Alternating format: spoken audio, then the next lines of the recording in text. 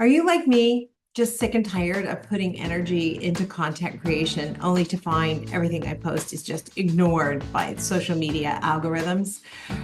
I'm not alone. And when I saw the topic for today's guest, I was pretty excited because what she asked is, do you want to talk about low social strategies to capture the attention of your clients? And I'm like, yeah, I do. Oh, and by the way, welcome. You're in the right place. This is Business of Design. So we're going to talk about low social strategies to capture those amazing ideal clients you need to help you be profitable and excited and passionate about the work you do. Because the bottom line is, honestly, I don't care how talented you are. If you're not getting those ideal clients and you are not nailing those ideal projects, you're not having as much fun as you could be having. And you're certainly not making as much money as you could be making. And that's what we want for you here. So we're going to talk about how to use collaterals you probably already have to generate more leads. And we're going to talk about that with someone really lovely named Elle Kwan. Elle lives in Hong Kong, which is a beautiful city that I've been to only one time, but I enjoyed it. I would love to go back. She's a former writer for Travel and Leisure magazine and has worked with brands like the Mandarin Oriental Hotels. But today, she uses storytelling and story selling to help interior designers craft better websites that more quickly engage their ideal clients. And you are going to love Elle as I did. You can find her on Instagram at I'm Elle Kwan and LinkedIn, Facebook, her website, ellekwan.com. All these places are really easy to find her. More information about Elle at businessofdesign.com, where the show notes are. And Elle has also provided us with a sequence, an email sequence, which you can download from Business of Design. So thank you for that, Elle. I love the conversation, but as usual, I'm leaving it with more things to do, which I don't know about you, but it's like every single guest I talk to, I'm like, I got to change stuff. Now I got to go back to my website and clean it up. And I know I need fewer words. And when you go to Elle's website, by the way, it's so catchy. I love the first page is this beautiful, soft, looks like a fabric, like a red fabric. And all it says is book your dream clients, right? That got my attention. And then you scroll down and a cute little picture of Elle, and she talks about how she helps interior designers attract the clients they want. And then you scroll down and there's just a tiny bit of text with every picture you come across. So I think, interesting, short little bites, because the truth is, most people aren't reading big chunks anymore, certainly not on websites. She also made me think about my website, not as a digital space, but as a brick and mortar store. And when you have a brick and mortar store, you only have so much room. So you have to be really discerning about what you put in there.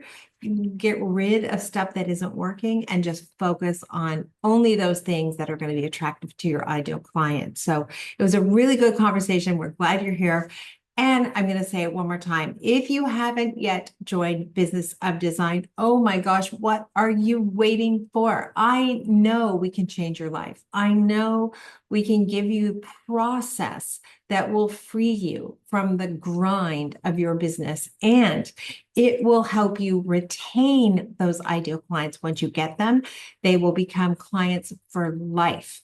I'm so grateful that now not only have I had clients that I've done 4, 5, 6 projects for, I'm working on their kids' homes. That's how old I am. I'm starting to do their kids' projects. So it's pretty cool when you've got that kind of a built-in audience for your design services and you don't really have to worry about advertising, which is why often when you see me on social media as Kimberly Sound Design Group, it's just me posting about like tequila, or like today, I'm going to Disneyland with my son and his girlfriend and her son. So I've got a fun day planned.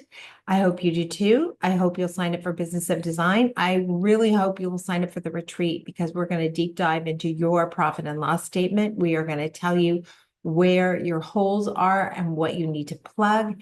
And we are going to hook you up with other people who can keep you motivated throughout the year, including me. I'm going to be on your team, part of your board of directors for the year following the retreat. If that sounds like a good idea, get yourself signed up.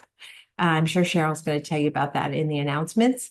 Really glad you're here. I'm looking forward to hearing your reaction to everything Elle has to say. Lovely conversation. This morning for me, it was nighttime for her, of course, because she's in Hong Kong. Wherever you are, we're glad you're here. Thanks, Kimberly. Well, we really are glad you're here. And if you're a longtime podcast listener, you tune in every week, we would love for you to take the next step and become a member with Business of Design. It really is a blueprint for running your interior design business and your projects.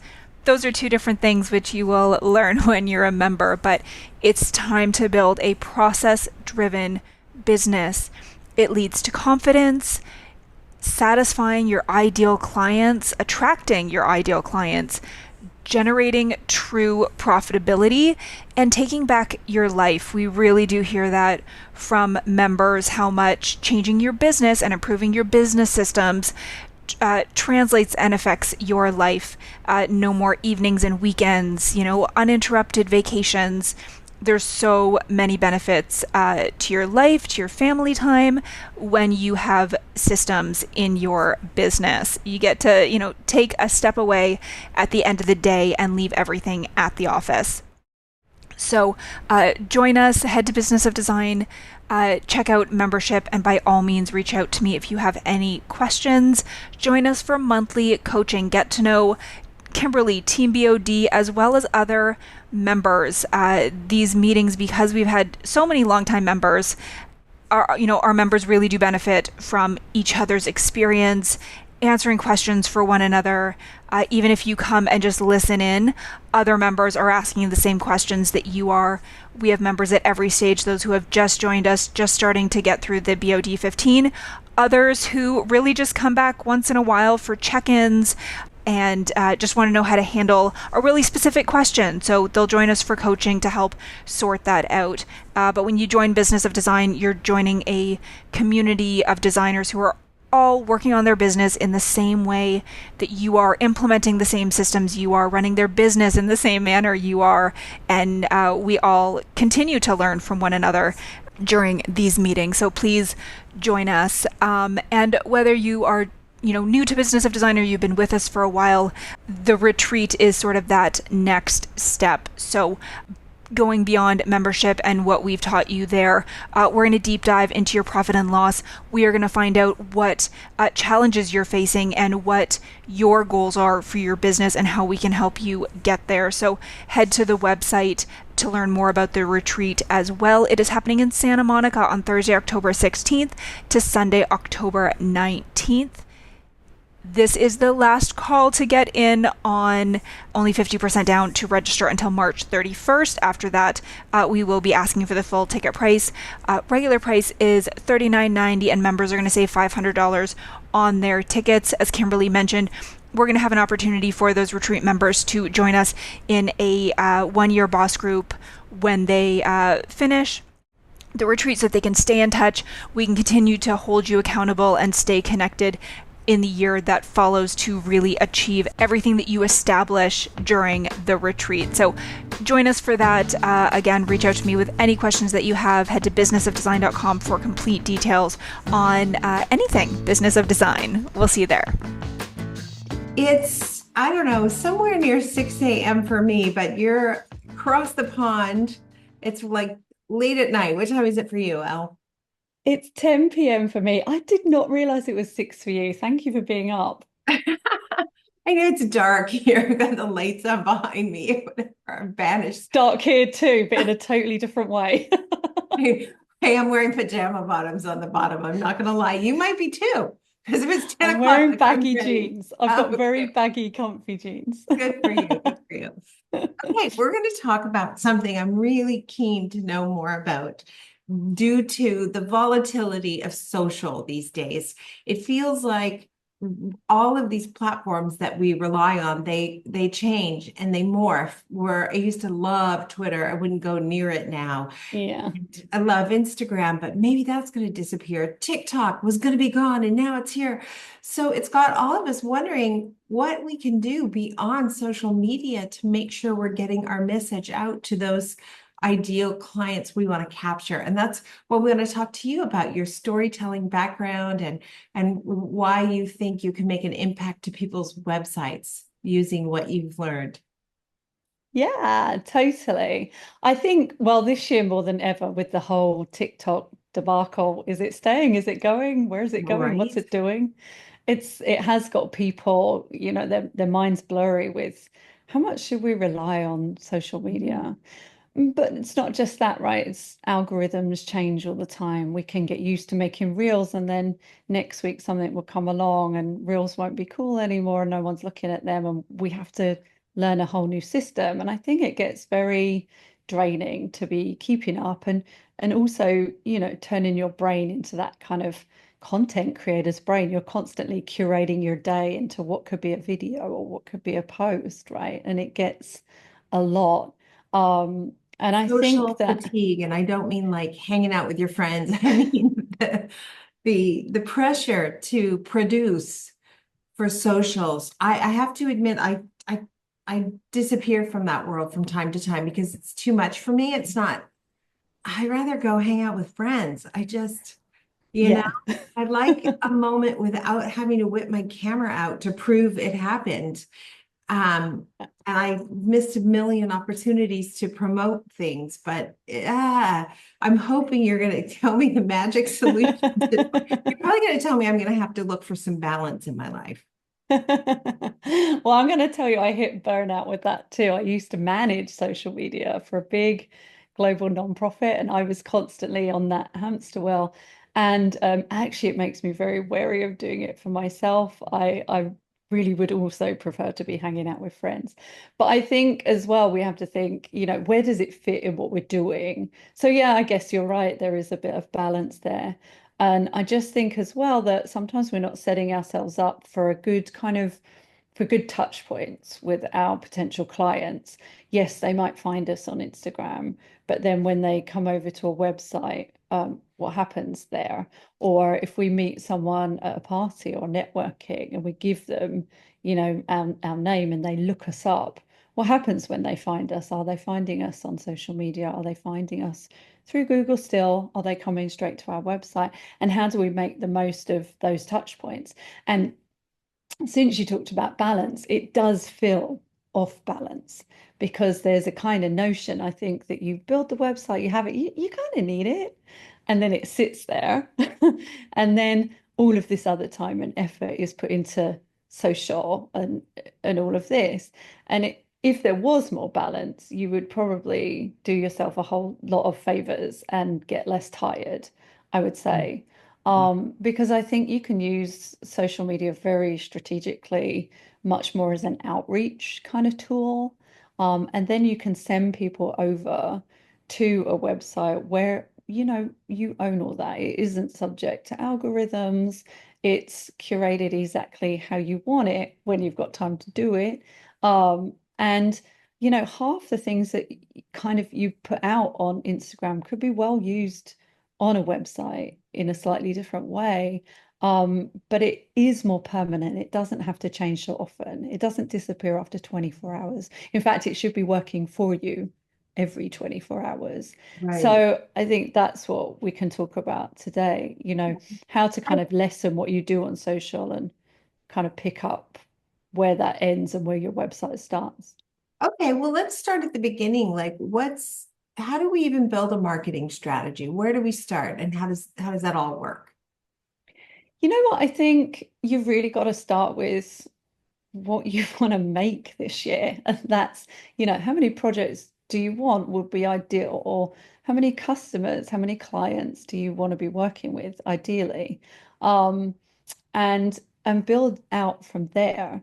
And the reason for that is, you could spend a whole lot of time on Instagram getting a whole load of DMs, but none of those are actually going to lead into clients. They basically want to know where you got your candlesticks from or how you source your tiles, and then they'll go and maybe find some, I don't know, or, all That's this time wasty stuff. so true. That is so true. Or you spend all this time on social and you realize you've developed a really great following of other interior designers, Yes, right. clients, Yeah, we're often marketing to like people in our own right? pool. Yeah. Yeah, Yeah. absolutely. And I think that's really good advice. Think about how many ideal clients you need in a year. And one of the things we do at Business of Design is we teach people how to calculate the precise number of clients and how much they need to spend in order to get the money you want to get at the end of the year, which is great. And for most of us, I would say all of us probably, the number is a lot smaller than you might think. The number of clients you need is smaller. So if you start by knowing, I need 5 mid-sized clients this year. And here's what I need them to spend. They need to spend, 200,000 to 700,000. And that already probably changes my ideas of what I'm going to market right off the bat. Yeah, I would hope so. If you think about Instagram, Instagram is great for, low ticket, high volume kind of deals. Yeah. If you want to get a lipstick or a t-shirt, yes, fine. But the big ticket items take a little bit more care, a little bit more intention, and you don't need as many. So you spend that time nurturing the lower number of people that you have coming in and making sure they feel really seen and heard and taken care of versus, yes, this whole high volume, kind of lots of numbers. We're just told, I think, that we need to have all these followers and all of these likes. Well, But if it they're not benefits the helping us, companies who own the platform. They make more money exactly, if we have more followers. And the more stressed we are about getting followers, the more money they make. And that's a exactly. reality. And if you want to improve your Instagram following, start, selling classes on how to get more followers on Instagram, and they'll make your algorithm shine like you cannot believe, right? Bing, Like bing, there's, bing, bing. We love this yeah, person. Yeah, yeah, yeah, absolutely. yeah. That's why everyone's a coach now. Well, yeah, kind of. Yeah. Yeah, And yeah. we've fallen down too many of those rabbit holes now where we said, oh, this person is an expert. They have 29 million followers. And then we interview them. It's like there's no strategy. There's nothing there. There's just somebody who looks cute on Instagram who's decided to talk about how to sell Instagram, and Instagram has made them famous on Instagram. Exactly. Yeah, yeah, because they're in the pocket. In the pocket, right? Absolutely. Yeah. So, so number one, we start by thinking about how many ideal clients we're actually looking for. And I think specifically, what do you need that person to spend with your firm? How much do you need them to spend? Because if you need them to spend 400,000, then redecorating the powder room isn't going to do it. You're going to need to aim a little bit higher. So Exactly. how many, Yeah. how much? Right. And then you want to position yourself to be attracting those kind of clients. So then you're really thinking about what is their lifestyle? What are they reading? What are they doing? Where can I meet them, or how can I meet people who might know them? Um, and I think actually that if you think about, the different touch points, this is where you can use social strategically, but also you can use the website much more like it would be your online studio. So your Instagram or your social media is much more like the billboard, like arouse someone's interest. And then when you kind of want to invite them into your store, into your world, and really get to know you. Because I think those kind of clients are ones that want to spend, they need trust, they need credibility. You need to come with some kind of endorsement. And then the way you present yourself needs to back that endorsement up. So that's a lot of what we can focus on when we build out a website, for instance. Um, you know, what is that first impression that they get? How well do you answer their questions? How well do you show them that you know what you're talking about and how you can service them? And I think often people have this notion of a website being more like an online portfolio that people can flip through. But if you think, well, if these people are, I don't know, they're going to Architectural Digest or Decor, or whatever, wherever they're reading, they don't just look at the pictures in those magazines. They read the story. Mhm. They get involved emotionally with what's going on. They put themselves in those pictures as well, right? And I think when you can use words alongside pictures to kind of back up this whole experience, you can paint the picture for them. You can also explain how you help these previous clients, the problems that you solved. And I think a lot of that goes missing in websites.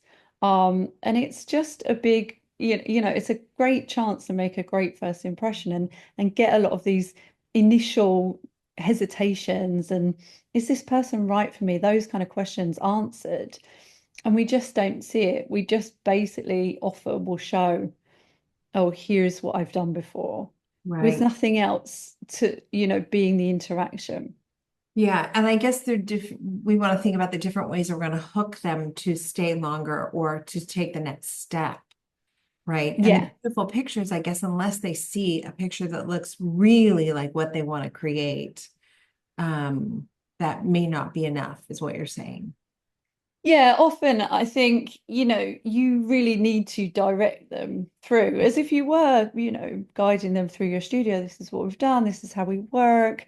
This is what I love about what I do. You can answer all of those questions on a site and then you can prompt, what do you want to do next? Do you want to download my portfolio and take a look and take it home and think about it? Do you want to book a call right now? And I know you talk about paid discovery calls and how essential they should be. You can do that on a website. You can even take that up front if your website is structured well enough to do it. And basically, yes, going back to what we were talking about, how many inquiries you want, then you're looking at, okay, so per the number of people that come to my website, how many of those are reaching out? Are Mhm. doing something next and doing the thing that I want them to do, whether it is book a call or download something. How well are they taking that next step to get to know you, basically? And I guess that's something you can use social for. To, I Exactly. guess you use social to direct them to the website, but then once they're at the website, it's up to us to get them to click on the thing we need them to click onto. Exactly. There's a distinction, I think, between marketing and website often gets shoved into this is marketing. But Mm. actually, website is sales. And marketing is getting people to your store, your website.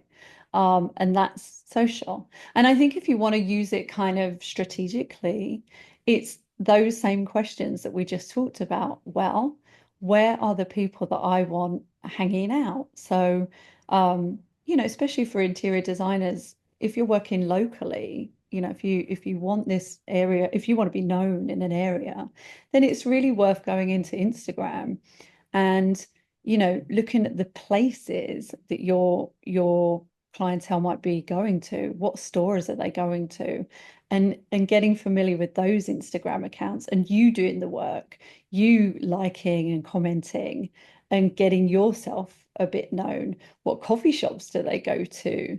Mm. Where are they browsing? And going on, what delicious food are they ordering? Go onto those kind of sites and start interacting with that world, and then you kind of get visible and there's not a soft, there's not selling going on as such. You're just increasing the awareness that, oh, she's around, oh, she's local. And then sometimes you can literally reach out and say, oh, you're around the corner from me. I've seen you here or here or here kind of thing. Yeah. Interesting. I always thought if I needed to advertise for my interior design services, I wouldn't advertise in an interior design magazine where all other interior designers are. I would advertise in a car magazine or in a travel Exactly. or It's exactly right? that thinking. Yeah, absolutely. Yeah. Start a book club and figure out who's joined your Yes. book club. And yeah, local, I think is really important too. I think if you Yeah. really were focused, I'll speak for myself, if I was really focused on only clients in Toronto or only clients in Los Angeles, that's a kind of a game changer for my social page, Oh, right? yeah, Ignore everything absolutely. else, just stay sharply focused. But My problem, I think, and I bet a lot of people can relate to this, is I have no discipline on social media. I get on social media, I'm like, oh, tequila, today I'm going to Disneyland and 6 tequila, a.m. I see right? that. I see why you're thinking this. Yeah. So, yeah, and Yeah, I no, interesting. My good clients, they don't engage on Instagram. They lurk. yes, They yeah. lurk. And that's why it's good for you to be cropping up because then they see you and they look at you. Yeah, And that works really well. They think they've discovered you kind of thing, even though right, you've right, actually gone fishing in their ponds, and found them. right, right. But, I think as well, you speaking about the discipline of doing it. Actually, I find it more fun when it's more lifestyle-y. Actually, Yeah. it doesn't feel like you're on there because you've got to be. So that's one thing. But I also think you can literally break it down. And if you have an assistant, you can say, could you do this for 10 minutes? Look at all the cafes. Could you do this and look at design influencers in the area? Could you do this? Mm. And right then you've got half an hour and you can tick it off and it's done. And actually Instagram does allow you to be on there, so if you can do it twice a day, so a half an hour in the morning and a half an hour in the afternoon, that also works. So you get um Instagram juice from the number of times you're on Instagram. I always call it Google juice or Instagram juice or TikTok juice. Tequila. Yeah. you get You, you get you from the Instagram number of tequila times you're on the app.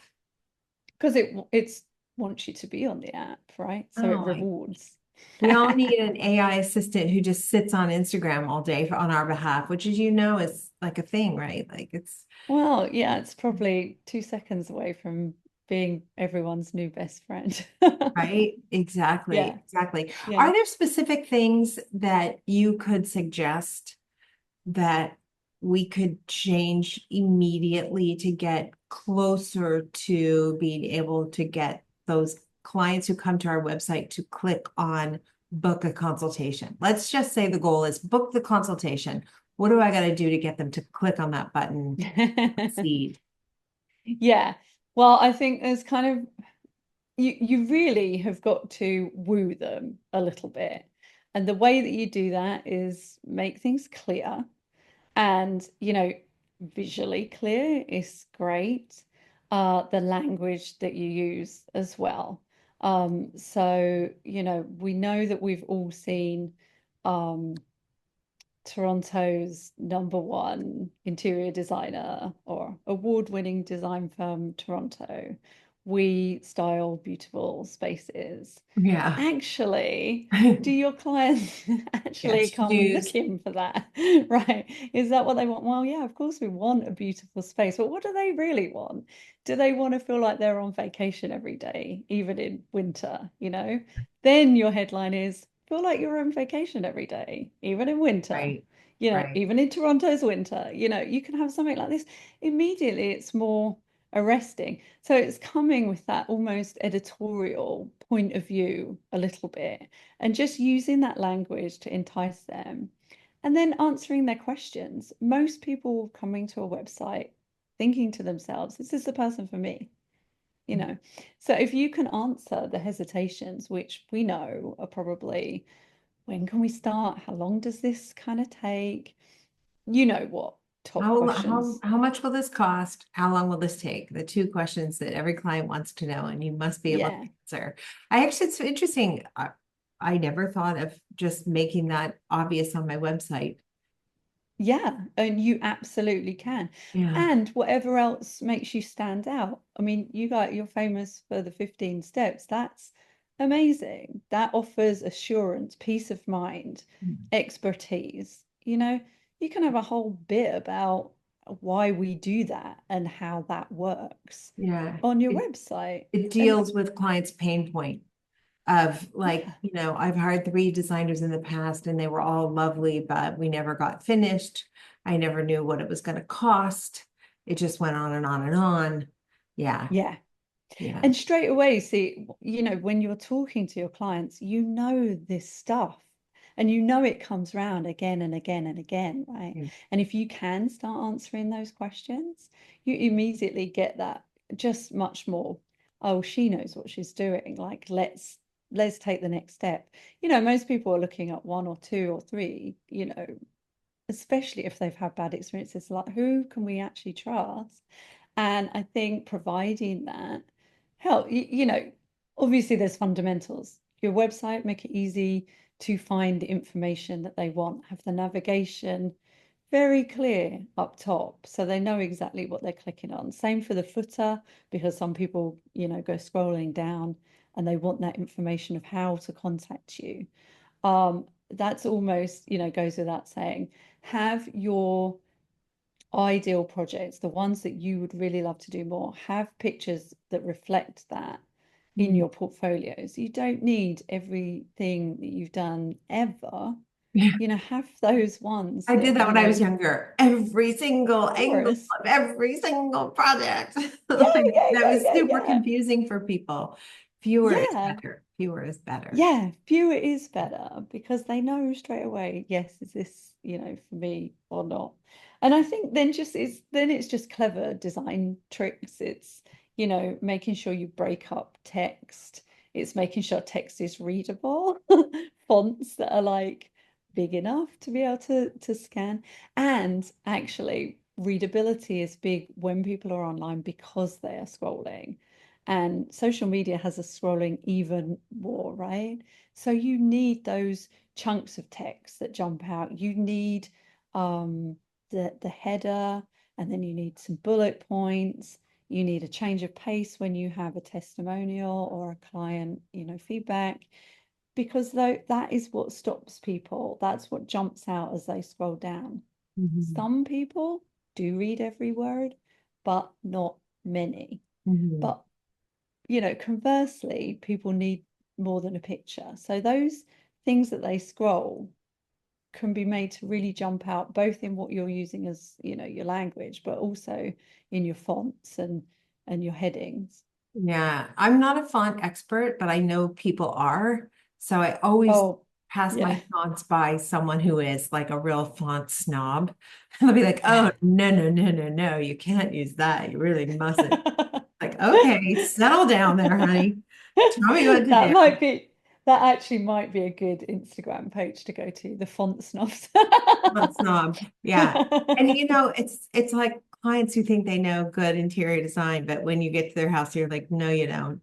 Nuh-uh. Nuh-uh. Yeah, No, you don't. I know. Yeah.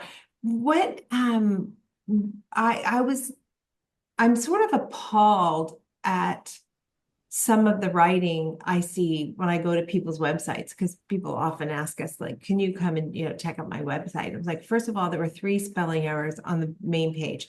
Now, I know my daughter would say, nah, she doesn't worry as much about spelling as I do, but your ideal client might. You don't know who that person is. They might be a font snob. Or I guess maybe you would say, no, it's not authentic for you to even think about that client. That's not your client. Your client is somebody who writes in lowercase letters and doesn't use punctuation. And they'll totally get you and you'll shine anyway. So forget what I said.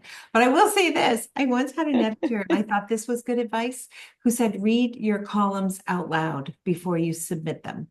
And if you can't say it easily, don't write it. You has to be able to roll off your Absolutely. tongue. So I'm like, Yeah, absolutely. Like I used to be a magazine writer as well, and my editor had that exact same advice. And she also had this advice, which was harsh. Anything you really love, get rid of. Because normally that's the indulgent stuff that you find very poetic and you know, oh, that's clever. And it's not clear. Only you are the only one that you know what that means. that And so explains some of the cuts, yeah. yeah, yeah, yeah, that definitely explains the cuts. And I do think sometimes when we don't know what to write, or when we're creative, we'll use poems or proverbs or phrases, you know, and you don't need to. I actually think the best stuff comes from your clients. So exactly what you said, if you work with people that, you know, just yeah, write in lowercase and emojis, you probably do well to write that way too. Yeah. But one of the best places to look for how people describe you and what you do and pull out the real gold is the testimonials that you get Mhm. back. They can be formal, right? you can go through a process and have people write those out for you, but also just pay attention to what they're saying when they tell you what a great job you've Capture it when done. they say it. Grab it. Hey, that's a Yeah. testimonial. Can I write that down? Can we put that Yeah. on our website? Yeah, Yeah. Because exactly. if they say, you know, Kimberly made this the easiest decision ever, then you can then go on and use that in a heading. Make this your easiest decision ever. And that sounds Mhm. like a whole lot more human than, we have We're a, a full service design firm that makes beautiful spaces. Yeah. Hello. yes, yeah, Yeah. yeah. And if, of course, it's the worst thing ever. Even for me, I design and make websites. I write them all the time. Well, still, when you're starting and you see that empty void on your computer, you're like, what goes where? How do I say it? Of course, it's difficult, but really, I think it's the most amazing shortcut to go into what your clients say about you, whip out a highlighter. It's always part of my process when I work with people. I always say, can I speak to some clients that you've worked with? Because they have the gold. They really shine. You think you might be doing one thing, but they see it in a totally different way. And since they're going to be people like them are going to be reading your site or whatever you put out anywhere, it does well to speak human and speak like your client. Yeah, no question about it. Any tips if you want to like take another run at Instagram or TikTok? Any advice on how to prepare a lead magnet? Let's call it a lead magnet. Yeah, yeah, yeah, absolutely. Well, so I think we all know that portfolio is your showpiece. That is what people come, they want to see what you do. And I think you can waste a lot of time wondering about what lead magnet to have, but it's the easiest Mm, and the best to make your portfolio your lead magnet because that's what people are actually after.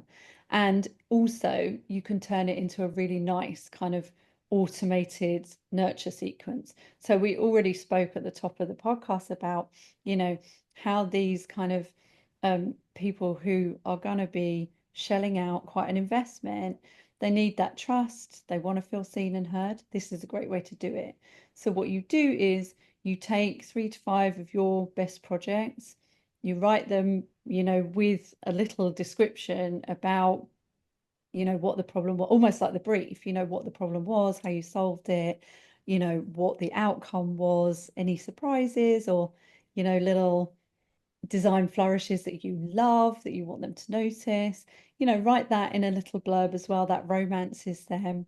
Include an introduction about who you are and what you do. Um, do include some testimonials if you've got them. And then also put in that portfolio your call to action. We offer calls, whether they are free or paid, whatever you're mhm. doing. Um, Reach out and book one now. So have that in your portfolio, have that as a downloadable, and then just have an opt-in. So if they're on Instagram, you can say, would you like my portfolio? And actually, you can use this to kill bad conversations as well, conversations that are going nowhere. Because if they're asking you a zillion questions, you can say, oh, this is all in my portfolio. Would you like it? Mm, DM me and I'll send it to you. And yeah. then you can just send them that to download. You get their email then, and then you just follow up, have a simple kind of follow up sequence of emails that, they get sent out without you having to press send. They Mm, just follow up and you're basically going to, in one email, just introduce the portfolio and have them download it. That's the idea behind it. Like, make sure you actually look at it. In the next one, introduce, just a little bit about what makes you special, how you got into interior design, what makes you, different from anyone else they might be looking at. And I'm telling you, because you're doing this with your portfolio, you're already different. So you're already ahead. right, So right. add the cream on top, why you got into this, what makes you special. And then in the third one, give them a glimpse of what it might be like to work with you. And these are answering the questions. What questions do you still have? And think about what they might be and answer them in that email. And in each of them, be inviting them to get in touch and make the next step. Yeah. And then leave it about 2 weeks and then send a final follow up. Were you still interested? In fact, you Closing can the do, loop, the famous closing yes, the loop email. close that loop. And the way to do it is the most simple way ever. It's like 9 words. Are you still looking for an interior designer? Right. That's all you need to do. It's been a few weeks. Are you still looking? Boom. And it has a really high response rate. And it might be no, but it's better to be no and move on, or no, I'll come Let back it to go. you. You're moving on. Yeah. Yeah, exactly. They're Like just not that into you. Exactly. Yeah. And Oh, you can do that anywhere, right? You can do yeah. that out networking. Oh, I've got my portfolio. Give me your email. And you can fill it in for them and then send it to them. Oh my gosh. Um, Thank you. Interesting. As usual, I leave a conversation like this. I'm like, oh, I have so many things I need to change on my website. So many missed opportunities on my website. What am I doing with my life? I got to get it together. I try and I try and I try, and it's like, No.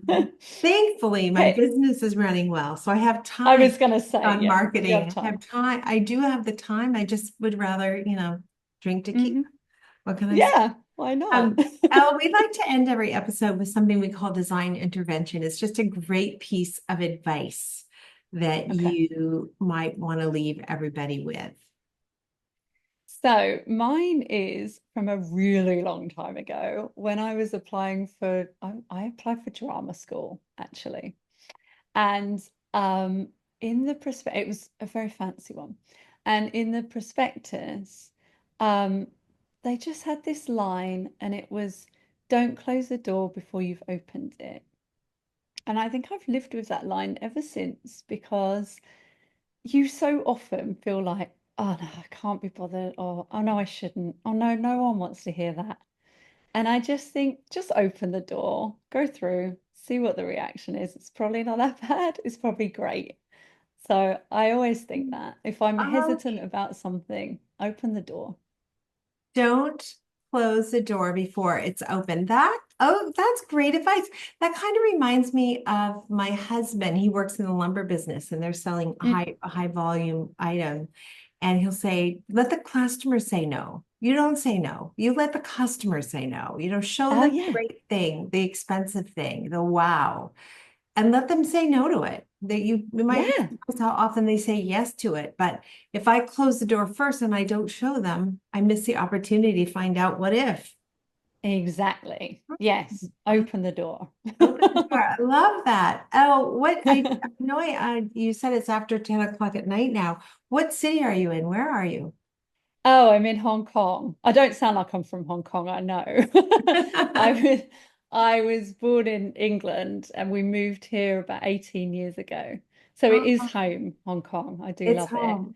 Beautiful. Yeah. I was there, gosh, it's been a while, but I remember it was just beautiful. We did a cruise at night on the Mm. water to see With all all the the lights. skyscrapers. Yeah. Yeah. Yeah. Yeah. And I It's a also, very special place. The architecture is amazing here. it is, isn't it? Yeah, it's incredible. I also remember trying to go shoe shopping and I have huge feet, of course, like a size 10. 10 and a half, 11 sometimes. Anyway, I went into a shop and I'm like, oh, do you have this? I told them the size and they just put their hand over their mouth. They're like, oh, no. No, Yeah, no, no, that's why I no. live in, actually, that's why I live in trainers, because it's super hard to get. They're very narrow as well. My feet aren't so big, but they're fat. So Flintstone feet. We I could be have flints. related. Fred Flintstone feet. Yeah, that's when I was a kid. They'd be like, oh, you look like a Flintstone. Look at your foot. Oh, thank you. That's what my esteem needed. Beautiful. I'll just go eat some more dumplings and fatten them up a bit more. Exactly. Exactly. Amazing to meet you, Elle. Thank you so much. Oh, thank you so much for having me. It's been such a lovely time talking to you.